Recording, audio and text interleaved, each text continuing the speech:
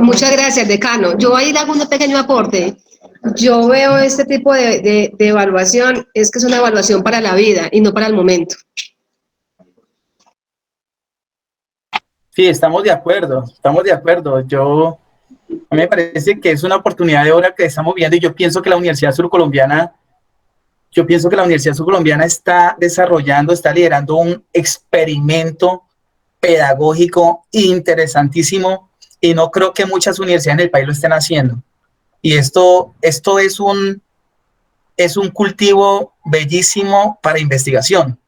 O sea, si nosotros podemos llevar este proceso a otro semestre, hay un trabajo investigativo aquí interesantísimo que nos replantea muchos paradigmas educativos. Muchas gracias. Profe Gloria, muchísimas gracias por tu participación. Te comento, profe Leonardo, que la profe Gloria nos acompaña desde la Universidad Tecnológica de Pereira. Con ella estábamos hablando al principio de la sesión, entonces sé que de pronto hacia el final pues va a haber más cuestiones que conversar con ella. Entonces, no sé si haya alguna segunda pregunta para el decano. Sí, buenas tardes. Buenas tardes, profe Mercy, ¿cómo estás? Bien, gracias. Muchas gracias, profesora Marta, por este espacio y también al señor decano, los participantes que estamos trabajando, interactuando en este espacio reflexivo. Pues más que una pregunta, reforzando la pregunta que hizo la profesora Gloria, es comentar respecto a la evaluación formativa que ha incrementado el aprendizaje autónomo. El estudiante ha tenido que investigar muchísimo más sobre, inicialmente, obviamente, en sí mismo, en esta incertidumbre que se dio, pues tuvo que empezar un proceso de aceptación y todos, profesores y estudiantes, pero también el estudiante empieza a mirar su replanteamiento de sus clases, de sus cursos, de sus prácticas y empieza a realizar una investigación propia que antes no se había dado. Siempre había un microdiseño curricular, se llevaba completo en ciertas etapas y tiempos, y ahora pues se reestructuró y hubo en muchas clases ha sido exitoso, escuchando específicamente las reflexiones de los estudiantes en algunos de mis cursos. Pues los estudiantes valoran ese trabajo donde ellos han empezado a formarse independientemente, a ser investigadores, a tratar de indagar con profesores, con estudiantes, uso de herramientas tecnológicas o uso de algún contenido, investigar por sí mismo. Entonces yo creo que en todo este espacio de formación, pues se vino dando un aprendizaje continuo tanto del estudiante como del profesor, y hubo una dialéctica que no se había dado antes, porque normalmente siempre el profesor era el que preparaba, evaluaba, tenía ya unos test preestablecidos, y en este momento el estudiante empieza a dar el otro paso, que es de estudiante a profesor, y ese aprendizaje que se dio bastante positivo. Otra parte que se utilizaron como seguimiento de evaluación fueron las bitácoras, específicamente se utilizaron en las prácticas. Esto se utilizó para realizar todas las actividades que ellos realizaban semanalmente, parecido a un diario de reflexiones, pero también tenían que evidenciar todo lo que hacían, tenían que ajustar los tiempos y también tenían que hacer una reflexión. Entonces todo esto fue bastante positivo, y los muchachos a lo último en la evaluación que hacen de este seguimiento formativo consideran que es mucho mejor haber trabajado lo que llamamos en las prácticas, específicamente las bitácoras, comparado a los formatos que ya habíamos trabajado en años anteriores. Entonces, esto también ha sido algo positivo dentro de la evaluación formativa que estamos trabajando. Entonces, yo creo que ha habido una aceptación bastante buena. de parte del alumnado y obviamente un primer paso a la transformación que se debe dar, de que no solo el profesor es el que tiene que estar dando todo en la clase, sino que el estudiante también tiene que hacerse autónomo, independiente, investigador y aportar a la clase. Yo creo que es un primer principio y un aporte muy bueno que se ha dado en la universidad y al menos en los cursos que estoy orientando ha sido bastante positivo. Muchas gracias. Bien. Gracias a ti, profe Mercy. Y para cerrar, profe Leonardo, tengo una pregunta que te hace desde Bogotá la doctora María Elena Ramírez Cabanzo. Un saludo, María Elena. Y dice que hay una distancia muy grande entre la formulación de una evaluación alternativa cuando hay un currículo centrado en competencias. ¿Qué opinas? ¿Me repites, Martica? Que la última, no te entendí la última parte. Que hay una distancia muy grande entre la formulación de una propuesta, de una evaluación, la formulación de una evaluación alternativa cuando hay un currículo centrado en competencias. Sí, ha habido toda una, a veces las dificultades, las tensiones surgen en los aspectos semánticos, ¿cierto? A veces hay discusiones, por ejemplo, en el tema de las competencias. A veces el mismo tema de competencia genera algunas tensiones dependiendo de la manera como nosotros las concibamos. Allí nuevamente los procesos de evaluación alternativos y formativos cobran real importancia en la manera como el profesor los aborde, la evaluación, los aborde y el uso que haga de la información. Algo que yo quiero plantear acá es que los procesos de evaluación no son formativos ni alternativos porque así lo diga el enfoque o el acto administrativo. Los procesos de evaluación no son formativos y alternativos necesariamente por lo que lo determine el instrumento o el diseño, ¿sí? Los procesos son formativos y alternativos casi que dependiendo de una cultura que exista, una cultura institucional, a partir de unas personalidades, ¿sí? A partir de la personalidad del maestro, ¿sí? Entonces, gran parte del sentido formativo depende mucho del maestro, cómo el profesor se aproxima a ese proceso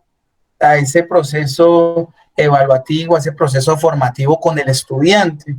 Entonces, tendríamos que mirar a qué nos lleva un currículo centrado en competencias y cómo podríamos nosotros, desde ese sentido formativo y alternativo, lograr los propósitos que se fijan, ¿no? Yo pienso que es un tema bien complejo, pero todo tiene que ver con los propósitos formativos que se tengan y ante los cuales se tienen que alinear los propósitos evaluativos, ¿no? Bueno, muchas gracias, profe Leonardo. Por ahí dejo pues abierto el espacio para réplicas, para todas esas cosas, pero ahorita pues vamos a, si quieres, por favor, dejar de presentar para saludar y recibir a la doctora Jenny Patricia Acevedo Rincón. Entonces, Jenny, ¿estás por allí? Estoy. Jenny, buenas noches. Bueno, entonces para todas las personas que están conectadas, seguimos agradeciendo su participación. Les presento a la doctora Jenny Patricia. Jenny es doctora en Educación Matemática de Unicamp en Brasil. Es magíster en Docencia de las Matemáticas de la Universidad Pedagógica Nacional de Colombia, especialista en Educación Matemática y licenciada en Matemáticas de la Universidad Industrial de Santander.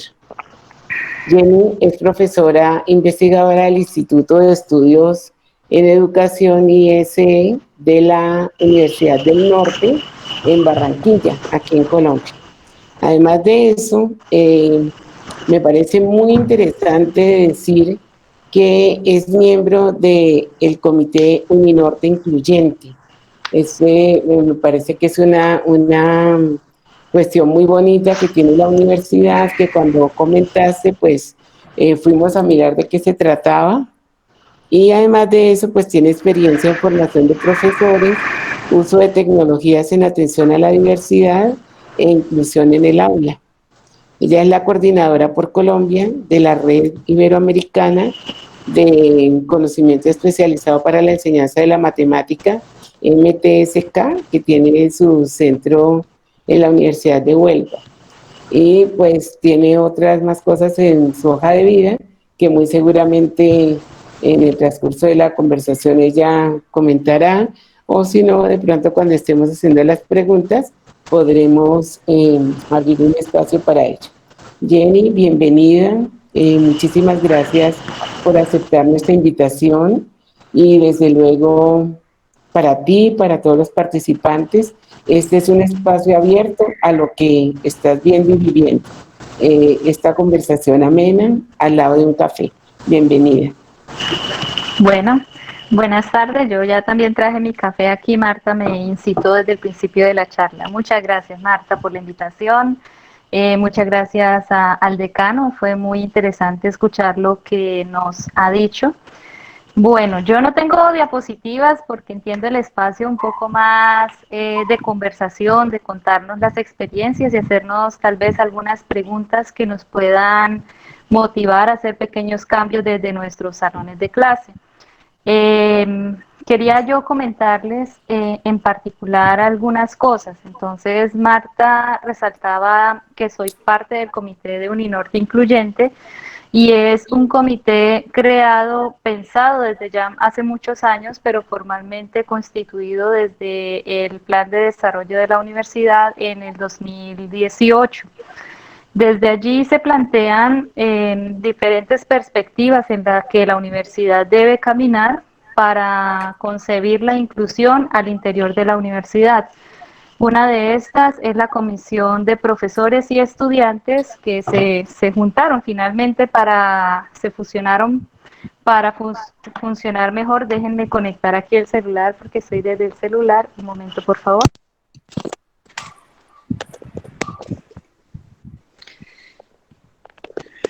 Entonces, se fusionaron estos comités y existe también otro comité llamado Comité de Políticas Institucionales. Entonces, yo estoy en la parte de profesores y estudiantes, que es donde tengo mayor experiencia de trabajo. En este comité estamos participando dos profesoras, una de ellas realmente formada en educación especial, ha desarrollado su doctorado en educación especial. La otra soy yo no soy formada en educación especial, pero sí muy interesada en la educación inclusiva ya desde hace varios años, desde la tesis en 2010, la tesis de maestría, en la que ya empezaba a notar diferencias y heterogeneidad en el salón de clase. Y bueno, el colegio donde estaba trabajando tenía sus múltiples frentes de acción, tenía terapeutas ocupacionales, tenía psicólogos, tenía psiquiatras, tenía un grupo de profesionales que trabajaba en pro del aprendizaje, de los resultados de aprendizaje de estos niños. Entonces ya desde 2010 yo me acerqué a este tipo a este foco de investigación y pues con los años se ha ido cultivando a lo lejos. Entonces, en este comité también hace parte psicólogos, psicoterapeutas, que atiende desde el Centro de Recursos para el Éxito Estudiantil, que son los que acompañan pares tutores, monitores, pares estudiantiles, pares amigos. Hay diferentes pares en la universidad que todos van hacia el éxito estudiantil, a que no haya deserción por falta de acompañamiento en los salones de clase. Estos padres son estudiantes, entonces los psicólogos acompañan a estos estudiantes y estos estudiantes son estudiantes de diferentes carreras que también están cursando ya últimos semestres de carrera, tienen la experiencia de haber cursado su etapa de formación profesional y bueno, por otra parte, Bueno, contamos con la directora de este comité, que es la doctora Paola. Con ella, pues ella tiene también conocimiento en inclusión, pero ha sido toda una realidad desde el 2018. Entonces, yo quería comentarles un poco de lo que ha sido mi trabajo en las salas en los salones de clase de matemáticas, especialmente yo hoy es un curso de geometría. Desde el semestre pasado doy un curso de geometría. Sin embargo, he acompañado ese curso desde hace ya, desde el año pasado, en donde la población ha sido, no sé por qué, a la carrera han llegado estudiantes con características de discapacidad algunos, otros con diversidad, nosotros la llamamos diversidad funcional, porque es pensando en el aprendizaje y no centrándonos en una condición, un diagnóstico que tiene por detrás pues el estudiante. En ese sentido, me he aproximado mucho al tema del autismo en el salón de clase y he trabajado con estudiantes con síndrome de Asperger dentro del salón de clase, y he concebido también la parte de la diversidad cultural, porque es que en nuestros salones de clase no solamente ingresan estudiantes de aquí de Barranquilla, sino que vienen de distintos lugares del país.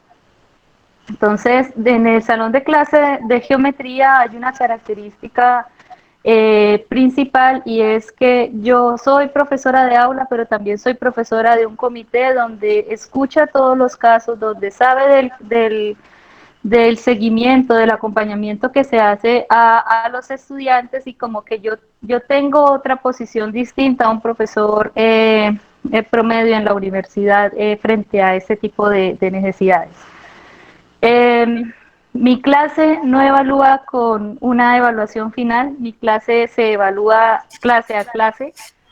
Los 60 minutos, los 120 minutos que dura la clase, esos 120 minutos o esos 60, se hace el trabajo de aula. Se evalúa ahí mismo, se piensa en el trabajo del estudiante durante ese tiempo y se acomodan o se hacen ajustes razonables. Ya le voy a hablar del manual de ajustes que se creó en la universidad, precisamente pensando en que no todos funcionan lo mismo, en que en la virtualidad el ritmo de los estudiantes es diferente.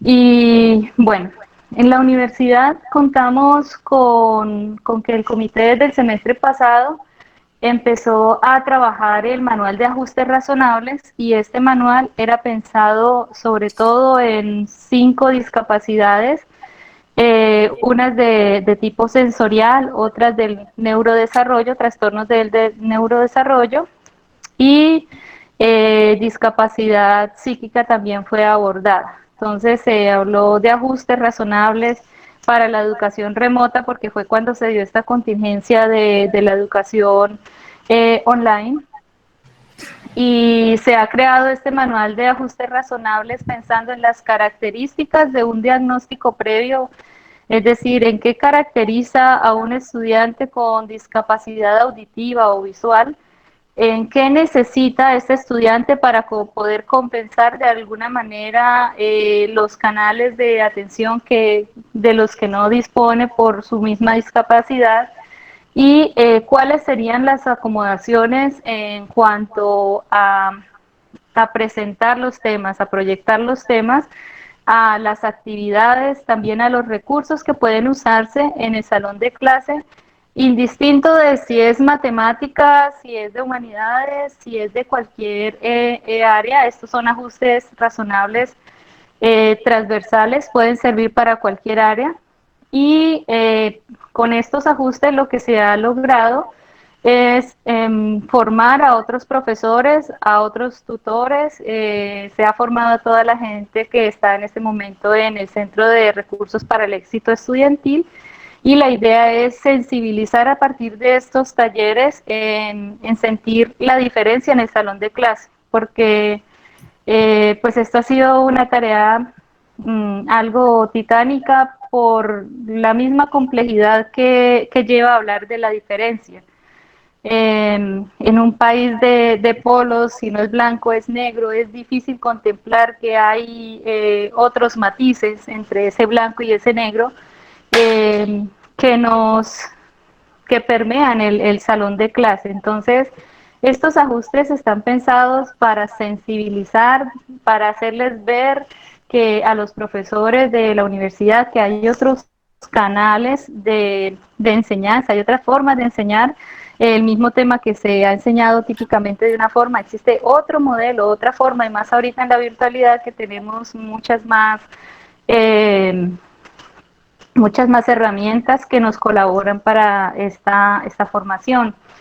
Eh, Hemos hecho hasta el momento, desde que empezamos en forma a ejecutar las acciones del comité, hemos hecho 7 talleres a profesores y se han realizado también hasta el momento 2 o 3, quizá 3 talleres hacia pares estudiantiles, que son los del Centro de Recursos para el Éxito Estudiantil.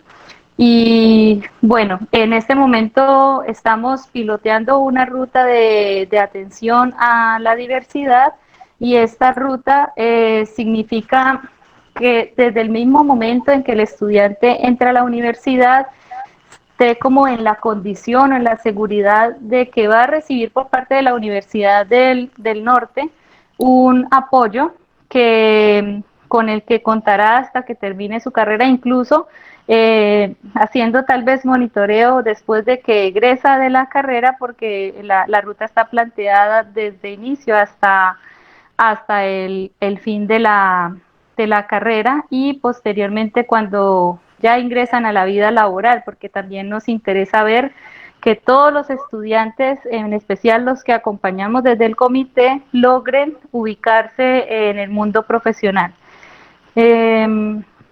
Esta ruta está pensándose y repensándose a su vez en pro de hacer más asequible cada uno de los canales de atención a los estudiantes. Eh, lo que se quiere es ganar la confianza del estudiante y desde el ingreso, porque solo acompañamos a los que se autorreportan y los que manifiestan algún tipo de discapacidad o necesidad particular para poder acceder a los salones de clase. Frente a la evaluación, el mismo manual de ajustes razonables nos permite proponer otra forma de enseñar y de evaluar al tiempo que se va corriendo pues con el tiempo de los temas del currículo.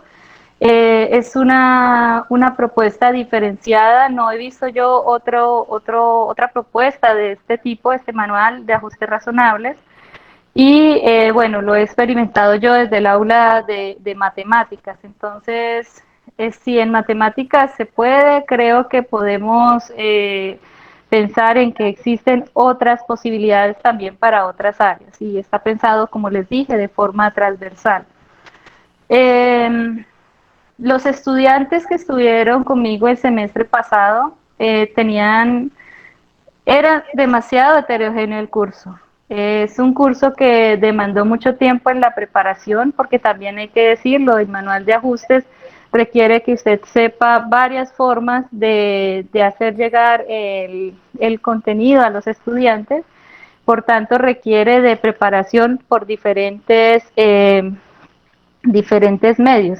Entonces, no solo texto, no solo audio, no solo video, sino que tratar de llegar por diferentes medios.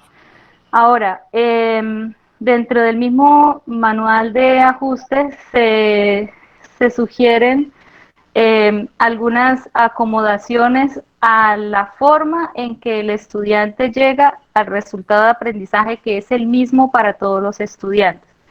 Entonces, hago alusión a la foto que mostró el señor decano y es específicamente eso, o sea, cómo todos vamos a ser evaluados hacia el mismo punto de llegada, pero entonces lo que estamos mirando es que todos no pueden llegar por el mismo camino.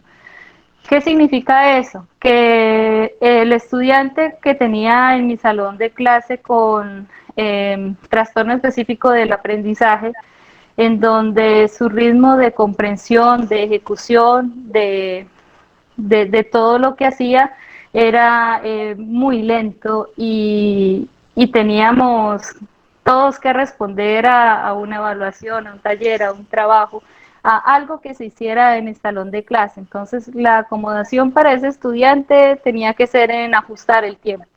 Sin embargo, el objetivo al que tenía que cumplir o que rendir pues cuentas era el mismo que se evaluaba para todos los estudiantes. ¿Eso qué significa? Que todos lo pueden lograr, sí, efectivamente, si se diferencian condiciones de aprendizaje y de evaluación para cada uno de los estudiantes.